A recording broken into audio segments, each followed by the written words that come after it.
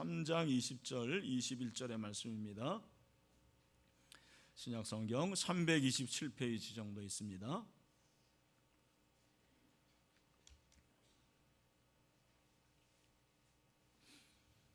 골로새서 3장 20절 21절 말씀, 우리 다 같이 한 목소리로 두 절을 읽도록 하겠습니다. 시작. 자녀들아, 모든 일에 부모에게 순종하라. 이는 주 안에서 기쁘게 하는 것이니라. 아비들아, 너희 자녀를 노엽게 하지 말지니 낙심할까 함이라. 아멘. 네, 우리 같이 인사하도록 하겠습니다. 우리 좌우로 또 앞뒤로, 우리는 하나님의 가족입니다. 감사하고 사랑하고 축복합니다 하고 인사하도록 하겠습니다. 네, 감사합니다. 모든 일에 부모에게 순종하라라는 제목으로 하나님의 말씀을 전하겠습니다. 우리나라에 개신교가 처음 들어왔을 때 제일 오해를 받은 것이 부모 공경이었습니다. 그 중에서도 제사를 드리는 이 문제, 이것이 아주 커다란 걸림돌이 되었습니다. 그래서 개신교는 무군, 무도 그런 종교라 얘기를 했습니다. 무군, 무부, 다시 말해서 군주도 없고 부모도 없는 그런 종교라고 생각을 한 것입니다. 그런 가운데서 북장로교의 선교사였던 마포 삼열, 이 마펫 선교사와 관련한 아주 재미난 이야기가 있어서 소개를 해드립니다. 마펫 선교사님이 1901년부터 평양신학교에서 학생들을 가르치기 시작했습니다. 그 중에 우리가 잘 알고 있는 길선주 목사님이 당시 신학생이었죠. 길선주 목사님이 아주 탁월한 그러한 사람이었는데, 길선주 목사님을 기독교로 인도한 사람이 김종섭이라는 분이에요. 김종섭. 그런데 이 김종섭이라는 분이 처음에 이제 예수님을 믿고 기독교 신앙을 받아들이는데 굉장히 이제 고민을 많이 했던 모양입니다. 그 중에 한 가지가 이제 제사 문제였어요. 어느 날 친구 정익노와 함께 김종섭이 술집에서 신앙을 두고 이제 서로 얘기하고 술을 서너 잔 마신 뒤에 마포 삼열 선교사님을 찾아왔습니다. 그래서 물어보는 거예요. 부모를 효도로 공경하는 것이 옳은가? 그렇게 질문을 했을 때 마포 삼열 선교사님이 옳고 말고 부모를 공경하는 것이 하나님의 계명이요, 이렇게 대답을 했어요. 그러자 김종섭이 마목사도 고향에 부모가 계시며 또 효도를 하는가? 그렇게 물어보니까 나도 부모가 계시고 공경하는 마음이 있어 라고 대답을 했습니다.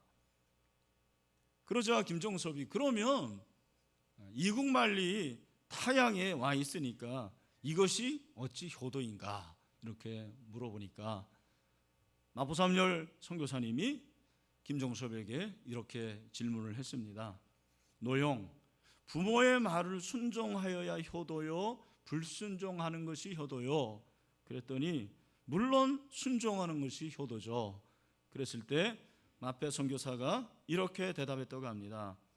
그런데 우리 부모님이 날더러 조선 가서 예수교를 전하러 하셨어, 이렇게 대답을 했다라는 거예요.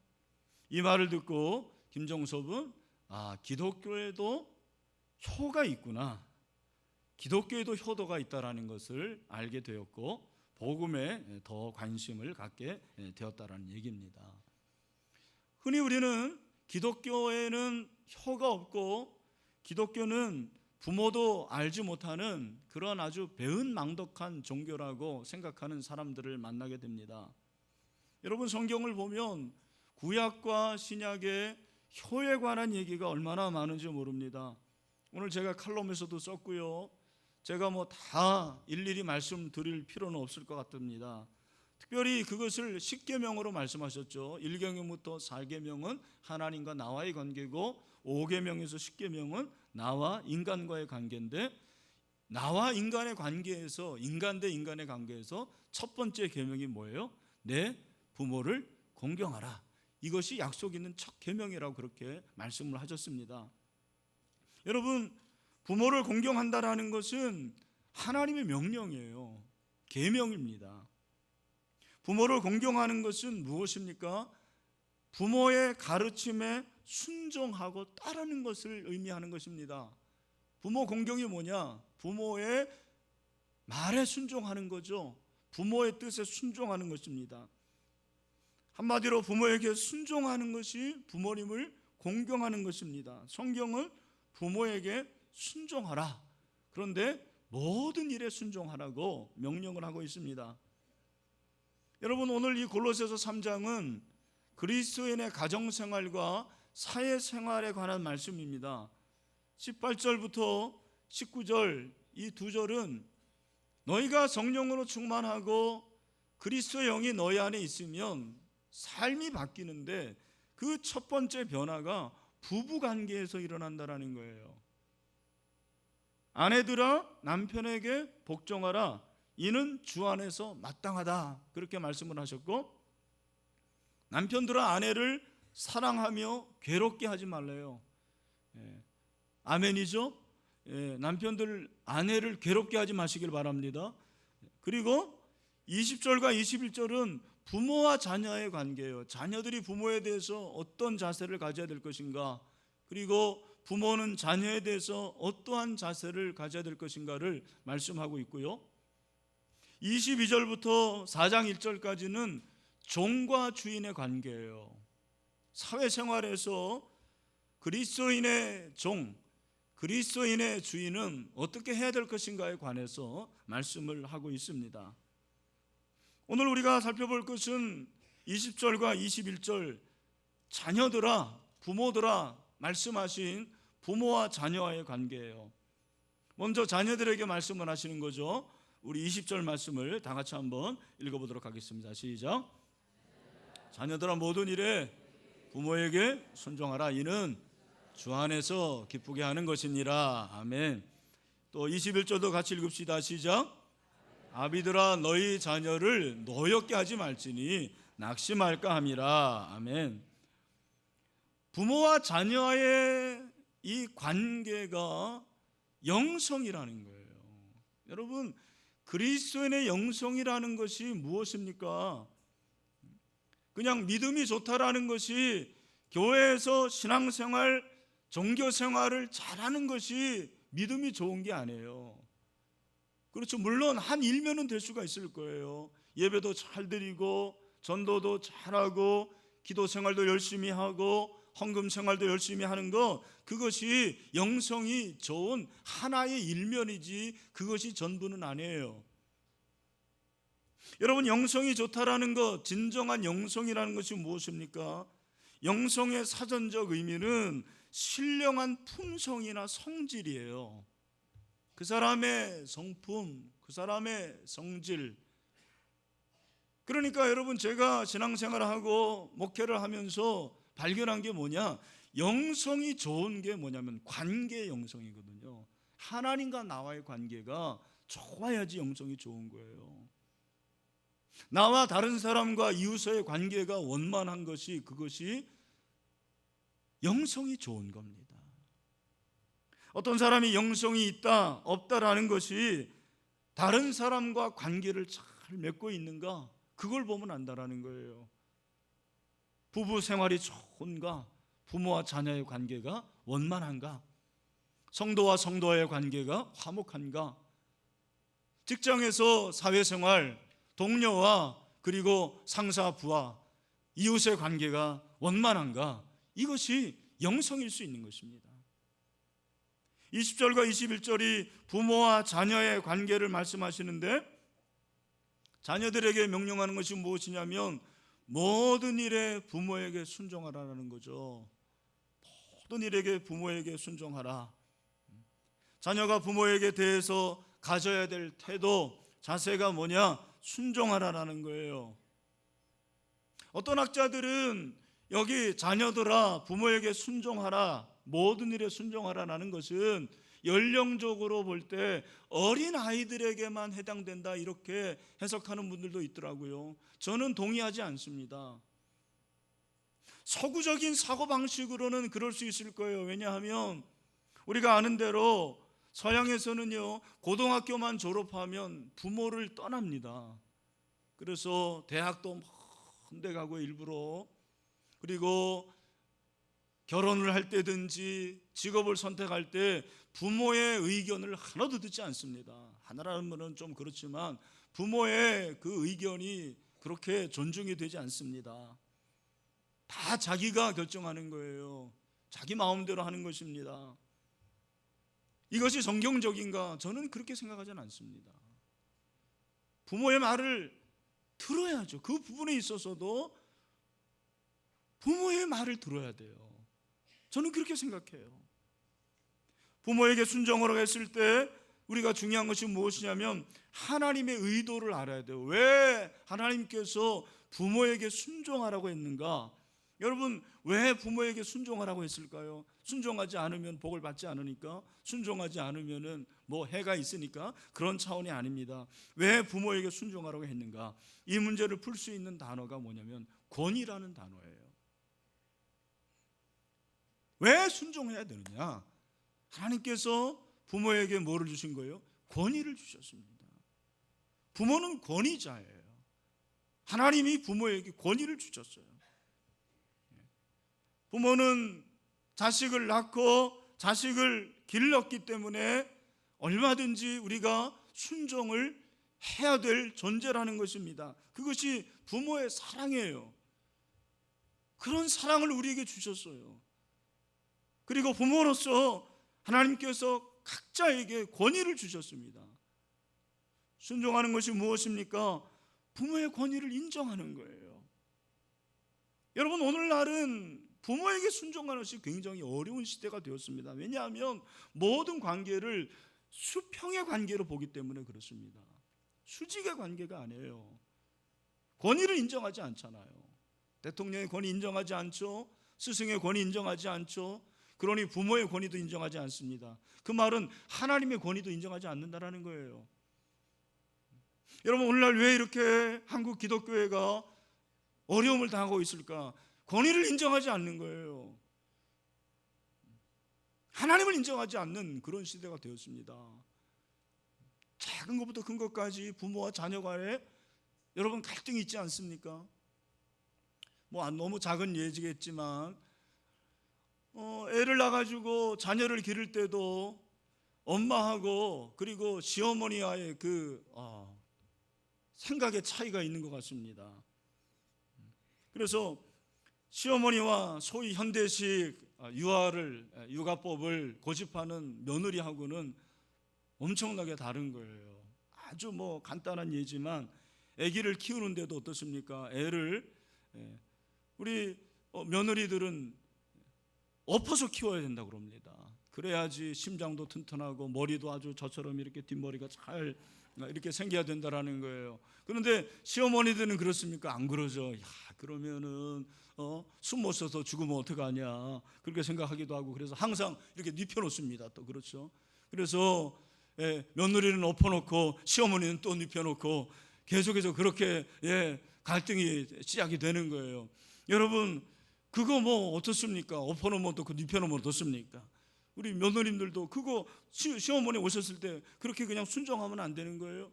잠깐 이렇게 눕혀놨다고 그래가지고 뭐 갑자기 얘가 심장이 허약해가지고 갑자기 호흡이 이렇게 곤란해지고, 그리고 뭐 그것 때문에 갑자기 뒷머리가 이렇게 절벽이 돼가지고 비가 오는데 그냥 바로 내려가고 뭐 그러진 않잖아요. 물론 저는 이제 아빠니까 그런 생각할지 모르겠지만 저는 아주 간단한 예를 말씀드리는 것입니다. 여러분, 부모의 권위라는 것이 부모가 자식을 낳았기 때문에 부모가 당연히 누리는 거예요, 사실은. 그러니까 성경은 이것을 명령하셨다 그렇게 말씀하시는 거죠. 오늘도 자녀들아 모든 일에 부모에게 순종하라. 순종하는 것이 좋다, 순종해보는 것이 어떡하냐는 게 아니에요. 부모에게 순종하라 명령이죠. 십계명에서도 내 부모를 공경하라. 분명히 이것은 명령입니다. 여러분, 신약에서도 부모에게 순종하는 것이 무엇보다도 중요하다고 그렇게 말씀하신 거죠. 디모데전서 5장 4절에 보면 먼저 자기 집에서 효를 행하여 부모에게 보답하기를 배우게 하라. 이것이 하나님 앞에 받으실 만한 것이라고 그랬습니다. 여기 먼저라는 것, 이 먼저라는 것은 그냥 처음 이렇게 순위가 아니고 이건 무엇보다라는 거예요. 모든 일에, 오늘 모든 일에와 같은 의미예요. 참 성경이 너무너무 구체적으로 말하고 있죠. 우리 자녀들을 가르칠 때 집에서부터 부모에게 효도를 가르치라는 거예요. 영어 수학만 가르칠 것이 아니고 효도할 것을 가르치라는 거예요. 여기 우리 어머니들 계시잖아요. 젊은 어머니들 계신데 여러분의 자녀들에게 효를 가르쳐야 돼요. 사실은 그것이 나중에 나에게 효도하는 걸 가르치는 거예요. 제가 부모님과의 관계에서 제일 어려웠던 문제가 순종의 부분이었습니다. 저는 가끔 말씀드리지만 저희 부모님을 속썩인 일이 제가 생각할 때는 별로 없는 것 같아요. 참 모범생이었고, 그리고 어떤 자녀들처럼 막 대판 싸우고 부모님에게 막 이렇게 함부로 하는 그런 상상도 못했어요. 그리고 드라마 같은 데 보면은 막 이렇게 말다툼하고 알았어요 하고 딱 문 닫고 막 가잖아요. 옛날에는 문도 그런 문도 아니고 이렇게 미닫는 문이어가지고 그렇게 할 수도 없었습니다. 제가 저희 부모님, 특별히 아버지를 생각하면 저희 아버님은 정말 성실한 분이었어요. 제가 늘 말씀드리죠. 저도 성실하다고 그러는데 저희 아버님의 성실에는 신들매를 풀기를 감당치 못하는, 오로지 가족만 아는 거예요. 오로지 자식이에요. 오로지 그게 인생의 목표였어요. 저를 그냥 목사로 세우려고, 목사 만들려고 평생 그런 아버지였는데, 제가 아버지에 대해서 큰 소리를 했다거나 그리고 아버지에 대해서 반기를 들거나 그런 적은 없었어요. 하지만 저는 제 마음에 아버지에 대한 불순종이 있었어요. 왜? 아버지가 너무 구닥다리 같이 보였어요. 제 사고방식하고 안 맞아요. 나는 저렇게 안 살 것 같은데 왜 저러실까? 아버지가 너무하다라는 생각이 들 때가 한두 번이 아니었습니다. 그래서 토를 많이 달았죠. 아버지 그게 아닙니다. 아버지 그러지 마세요. 오늘날로 말하면 댓글을 그렇게 많이 단 거예요. 그런데 저희 아버님은 한 번도 화를 내신 적이 없어요. 참 인격자입니다. 지금도 화를 내시는 적이 없습니다. 말도 안 했어요. 잘 말씀도 안 하십니다. 어느 날 철이 들었을 때 내가 아버지에게 잘못하고 있구나라는 사실을 깨달았습니다. 내가 아버지에 대해서 그렇게 큰 소리를 치거나 불순종하고 대판 싸우고 그런 건 없었지만 제 마음 중심에는 아버지를 인정하지 않는 거예요. 그게 불순종이라는 사실을 깨달았습니다. 그래서 회개하고 결심을 했습니다. 오늘부터는 아버지가 비록 내 눈에 틀리게 보이고 나하고 다른 것처럼 그렇게 보이지만 내가 그냥 모든 일에 이해하자, 그냥 따르자, 아버지의 말씀대로만 해보자, 그렇게 결심을 한 거예요. 처음에는 어려웠습니다. 근데 하나씩 그렇게 해보겠습니다. 그렇게 하지요. 근데 여러분, 그렇게 마음을 먹으니까요, 아버지가 달리 보이는 거예요. 훨씬 사랑스러워 보이고 존경스러워 보이고 측은해 보이고. 최근에 저희 아버님이 아시는 대로 고관절이 이렇게 골절이 돼가지고 한동안 고생하시고, 그러다 보니까 약간의 치매 기질이, 그러니까 치매가 오는 것 같았어요. 말씀은 워낙 말씀이 없는데 더 말씀을 안 하시는 거예요. 아예 언어를 잃어버리신 것 같아요. 제가 저희 동생들에게 제안을 했습니다. 야, 우리 아버지를 위해서 우리가 삼형제니까 이틀씩 맡아가지고 매일 전화를 해서 아버지와 5분 이상 대화를 하자. 그래서 저희 가정은 월요일, 목요일, 제 밑에 여동생은 화요일, 금요일, 그리고 막내 동생은 수요일, 토요일, 그래서 매일 전화를 해가지고 5분씩 대화를 하자. 진짜 그렇게 했어요. 근데 여러분, 하나님께서 은혜를 주시니까 저희 아버님이 활기를 되찾고요, 말씀도 잘하시고요, 지금 얼마나 좋아졌는지 모르겠습니다. 순종해요, 순종.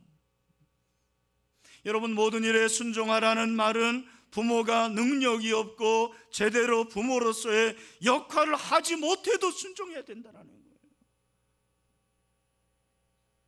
우리 아버지가 술주정뱅이고, 우리 아버지가 능력이 없고, 우리 아버지가 내가 볼 때는 참 그렇고 그런 분이에요.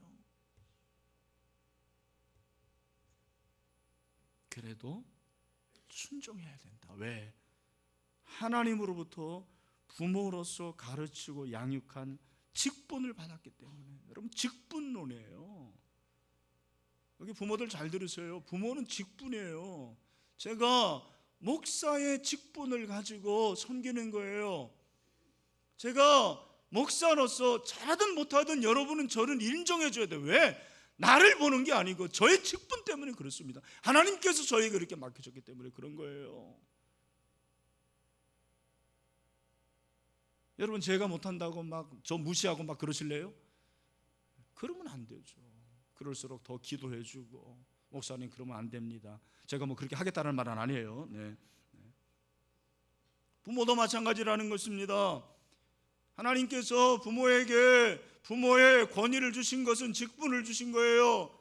로마서 13장 1절, 각 사람은 위에 있는 권세들에게 복종하라. 권세는 하나님으로부터 나지 않음이 없나니 모든 권세는 다 하나님께서 정하신 바라 그랬습니다. 여러분, 우리 아버지가, 우리 어머니가 때로는 부당하게 보일 수도 있습니다. 그래도 아버지의 말에 순종해야 돼요. 어머니의 말에 순종해야 돼요. 아빠는 그러면서 뭘 이래라 저래라 합니까? 엄마는 그러면서 뭘 잘했다고 그럽니까? 그렇게 할 수가 없는 거예요. 여러분 중에는 제 말이 너무 구닥다리 같고 제 말이 옛날 목사같이 그렇게 생각되는 분들이 있는지 모르겠습니다. 그러나 그것이 성경이에요. 그것이 진리라는 것입니다. 오늘 사랑하는 형제자매 여러분, 부모님의 어떠함에 상관없이 우리가 자녀이기 때문에 부모의 말에 순종할 수 있는, 부모님의 권위에 순종할 수 있는 자녀들이 다 되기를 간절히 소원합니다. 그런 반면에 우리가 부모에게 순종하는데 단서가 있습니다. 주 안에서라는 거예요. 이건 굉장히 어려운 부분이에요. 오늘 말씀에서 유의할 부분이 주 안에서라는 거예요. 주 안에서 기쁘게 하는 것이 아니라, 에베소서 6장 1절에서도 보니까 자녀들아 주 안에서 너희에게 부모에게 순종하라, 이것이 옳으니라 그렇게 말씀하고 있습니다. 여러분, 부모에게 순종하기 때문에 하나님에게도 순종하는 거죠. 그런데 그 순위가 항상 바뀌면 안 된다는 거예요.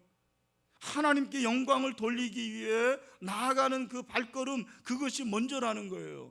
저는 어렸을 때 이 말씀을 이렇게 배웠습니다.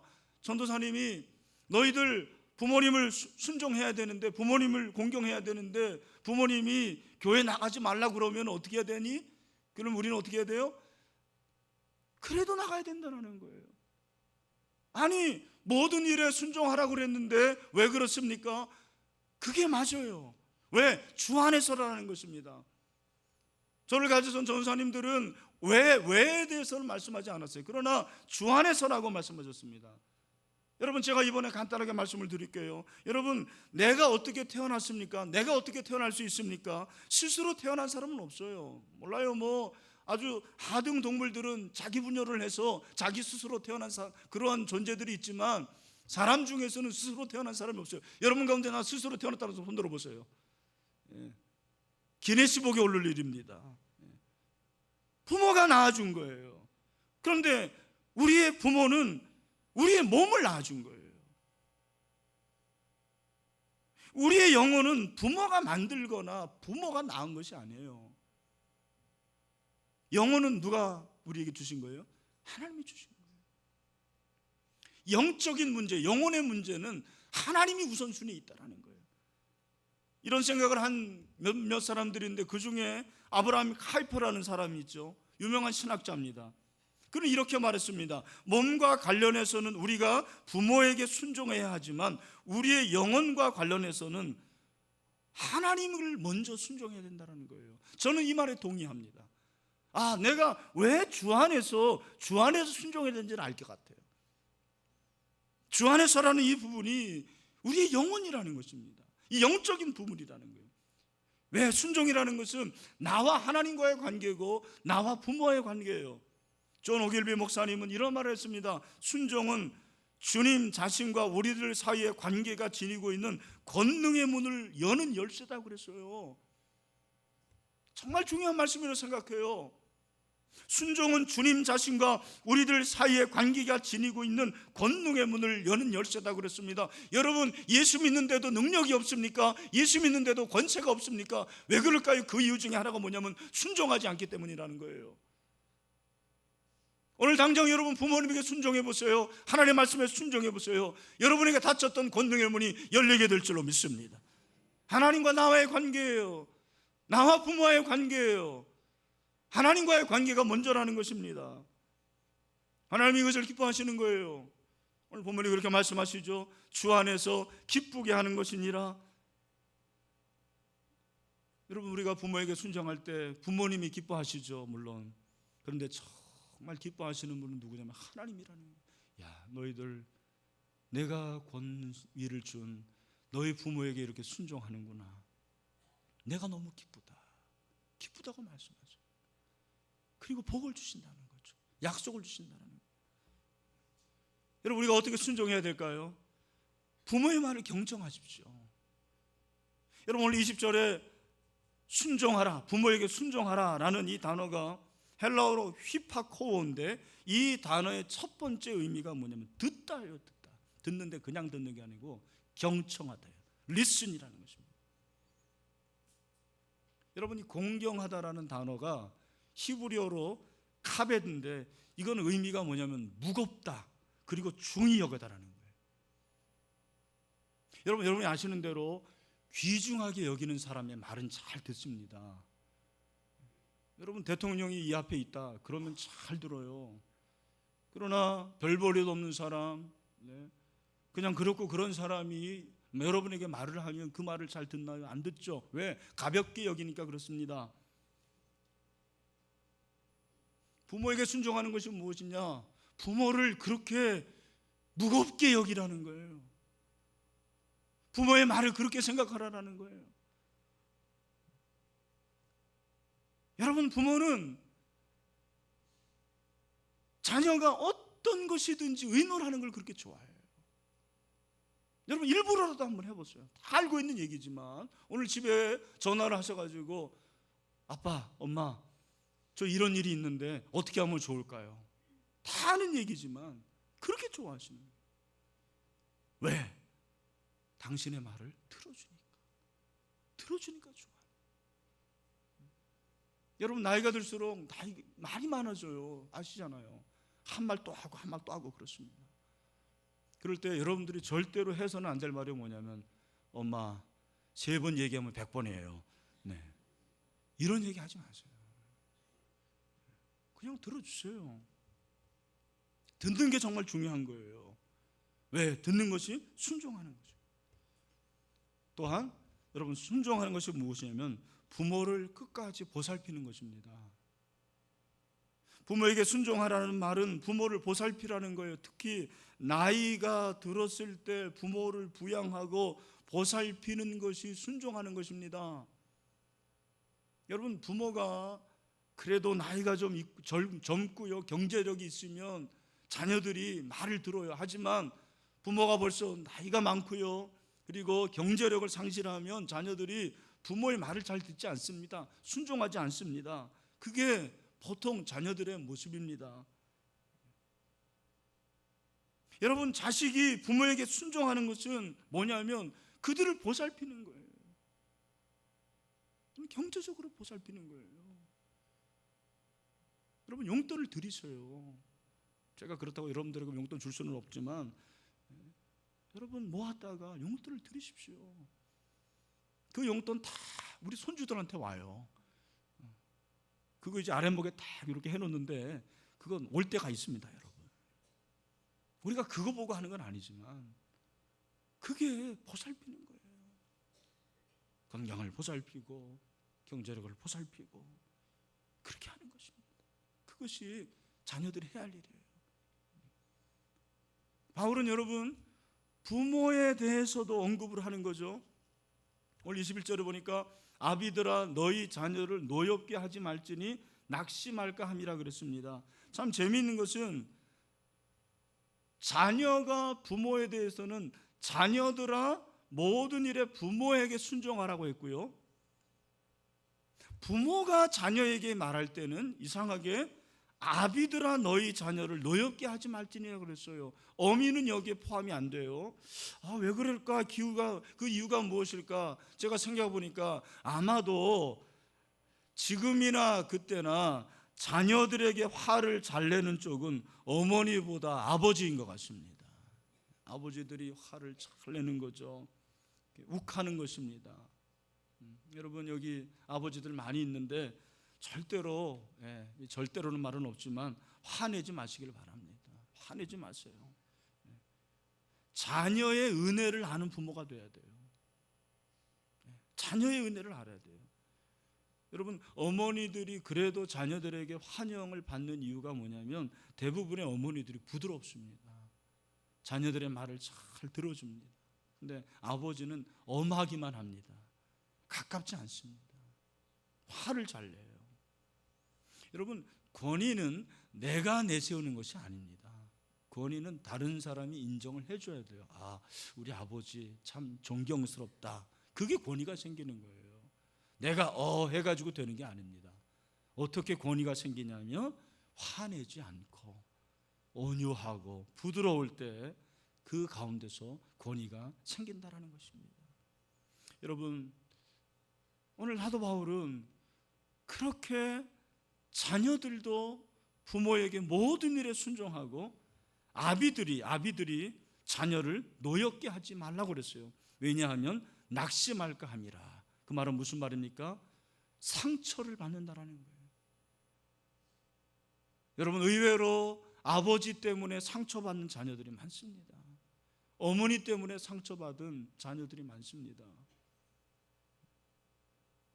내가 그렇게 상처를 받았는데 또 내 자녀들에게 상처를 주는 거예요. 또 그들을 낙심하게 만듭니다. 사랑하는 형제자매 여러분, 오늘 본문은 그리스도인 가정의 부자 관계에 관해서 말씀하고 있습니다. 자녀는 모든 일에 부모에게 순종해야 합니다. 왜냐하면 부모님은 우리가 순종해야 될 권위자이기 때문입니다. 하나님께서 우리 부모에게 권위를 주셨기 때문입니다. 부모님은 저와 여러분을 낳아주시고 길러주신 그러한 우리가 사랑해야 될 대상입니다. 그런 직분을 가졌습니다. 그러므로 부모님의 말에 순종할 수 있는, 부모님을 끝까지 돌볼 수 있는 그런 자녀들이 되기를 간절히 소원합니다. 또한 우리 아버지들은 화내지 말고요, 욱하지 말고 우리 자녀들을 끝까지 인정해주고 존중해주고 우리 부모들이 그렇게 축복해 줄 수 있는 그런 축복의 사람들이 다 될 수 있게 되기를 주님의 이름으로 축원합니다.